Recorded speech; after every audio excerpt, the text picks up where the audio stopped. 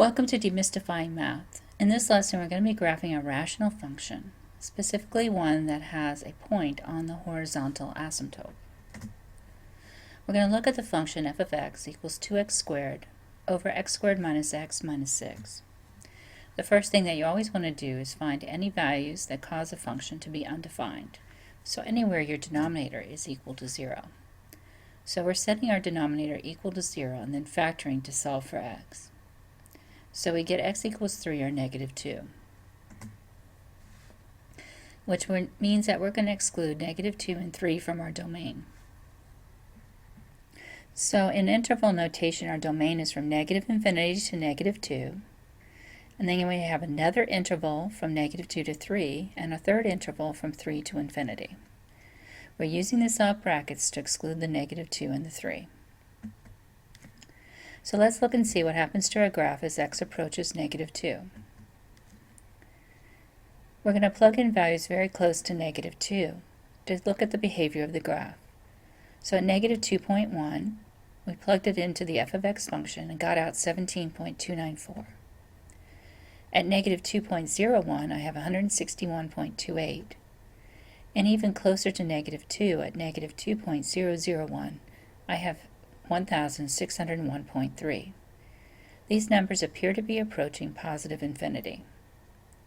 Let's look and see what happens on the other side of negative 2, starting at negative 1.9, then going to negative 1.99, and then at negative 1.999, we're at negative 1599.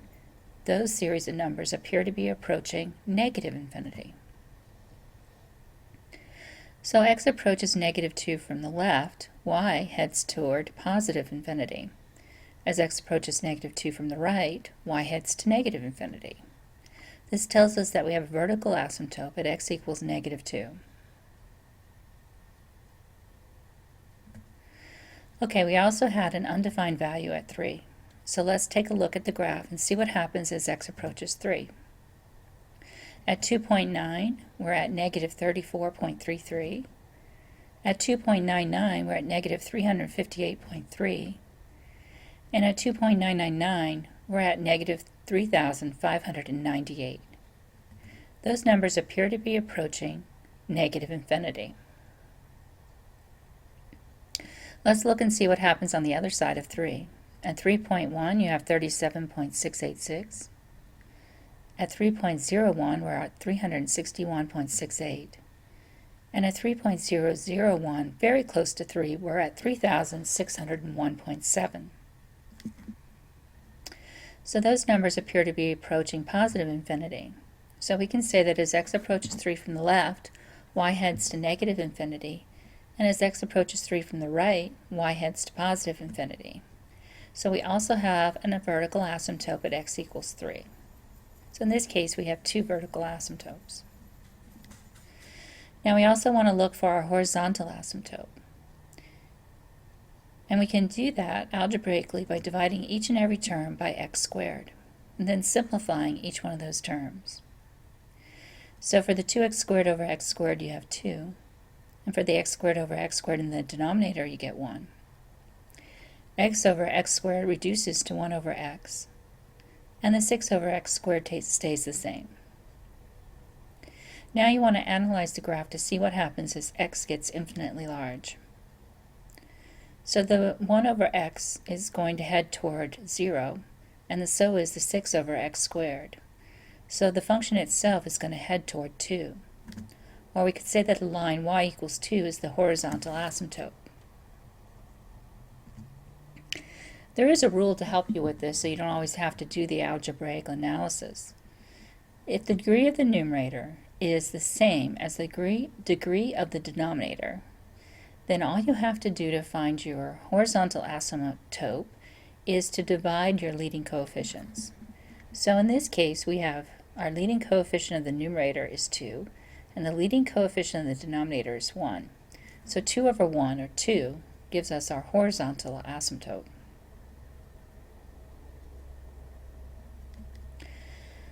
Now, remember that when we're looking for a horizontal asymptote, we're analyzing the equation as x goes to infinity. Sometimes in the short run, closer to 0, your graph will actually cross that horizontal asymptote. Though it doesn't happen very often, you should always check and see if you have a point on the horizontal asymptote. And then you should plot that point. So we're going to look for one in this case. We're going to set our function equal to 2 and then solve for x. So we're going to bring the x squared minus x minus 6 over to the other side, distribute the 2, and then we notice that we have 2x squared and a 2x squared on the other side, so they cancel out. So we have 0 equals negative 2x minus 12, or x equals negative 6. That tells us that we have a point on our horizontal asymptote at negative 6 too. Let's kind of look at that and see what happens as we close in on negative 6. So starting with x equal negative 6.01, we get 1.9994, very close to 2 but below 2. Negative 6.001 is even closer to 2 but still below 2. Let's look on the other side of 6. Negative 5.99 is above 2, but slightly. Negative 5.999 is still above 2, but even less above 2. So on one side of 6, it's above 2, on the other side of 6 is below 2, so it is crossing that horizontal asymptote. So we're going to plot that point. Now remember, as we go toward negative infinity, this graph is still going to have to head back up toward 2. Okay, so we are going to draw first of all our asymptotes with dotted lines. So remember, we had a horizontal asymptote at 2 and 2 vertical asymptotes at 3 and negative 2. Now we're going to plot the point on the horizontal asymptote as well as a few other points. So I have the point at negative 6, 2, and you can see how our graph is just hovering at below 2, and then as it goes out toward negative infinity, it'll head back up toward 2, but slightly. It's not going to pass it again, because at negative 6 was the only value we found for x, where our output was 2. And then I plotted the point at negative 3, 3, so you can see that your graph is here. Then in between the two asymptotes, I plotted a couple of points. We have 0, 0, negative 1, negative 1/2, and 2, negative 2, so you can get your curve there. And I plotted a couple of points beyond the vertical asymptote at 3, so we have at 4 and 16/3 and 6 and 3. So that should be enough for you to graph your rational function. Thank you for tuning in to Demystifying Math.